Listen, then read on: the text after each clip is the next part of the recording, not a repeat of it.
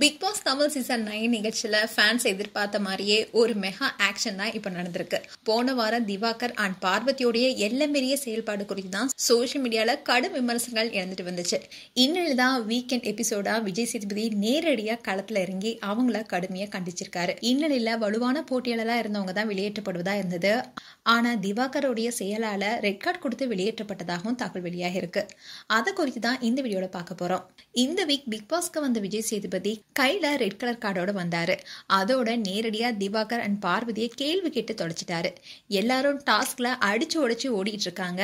அந்த நேரத்துல அந்த பொண்ணு திவாகர் கிட்ட ஆபாச குறியீடு காட்டுச்சா. இதுதான் அவங்க வேலையா என்ன பார்வதினு கோபமா பேசினாரு. இதுக்கு பார்வதி தலை குனிஞ்சபடி நிக்க திவாகர் தவறா புரிஞ்சுக்கிட்டேன்னு மழுப்பி இருக்காரு. அப்போ விஜய் சேதுபதி நம்மளுக்கு பிடிச்சவங்க என்ன சொன்னாலும் அதுதான் சரியா இருக்கணும்னு நம்பினா இதுதான் கதி, உங்க மண்டையில மூளை இல்லையான்னு ரெண்டு பேருமே கடுமையா விமர்சனம் பண்ணியிருந்தாரு. கடந்த சில நாட்களாவே திவாகர் கேமரா முன்னாடி தமிழ் சினிமாவை காப்பாற்ற போறதே நான் தான் தன்னைத்தானே வாட்டர்மெலன் ஸ்டார்னு சொல்லிக்கிட்டு அவர் செய்த அலப்பறையை பார்த்து பலரும் கண்டனம் தெரிவிச்சாங்க. இந்த பரபரப்புக்கு இடையில தான் இந்த வாரம் 2 எவிக்ஷன் இருப்பதா தகவலும் வெளியானுச்சு. முதல்ல வலுவான போட்டியாளராக கருதப்பட்ட ஒருத்தர் தான் வெளியேற்றப்படுவதா செய்தி பரவனுச்சு. இந்நிலையில் தான் டிஆர்பிக்காக ட்விஸ்ட் செய்த பிக் பாஸ் இப்போ ரசிகர்களின் விருப்பத்துக்கு ஏற்ப திவாகரை வெளியேற்றியிருப்பதா தகவல் வெளியாக இருக்கு.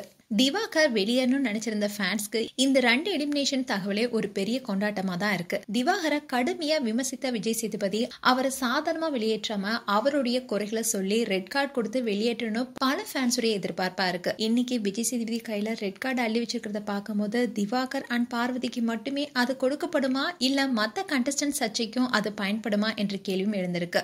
மேலும் திவாகர் குறித்து உங்களுடைய கருத்துக்களை கமெண்ட் செக்ஷன் சொல்லுங்க. அதோட திவாகர் வெளியே வந்து இது எல்லாத்துக்கும் அவர் என்ன பதில் வச்சிருக்காரு என்பதை பொறுத்திருந்து பார்க்கலாம். மேலும் இது போன்ற வீடியோஸை பார்க்க நியூஸ் தமிழ் கிளிட்ஸ் சேனலை சப்ஸ்கிரைப் பண்ணுங்க. மறக்காம நோட்டிபிகேஷன் பட்டனை கிளிக் பண்ணுங்க.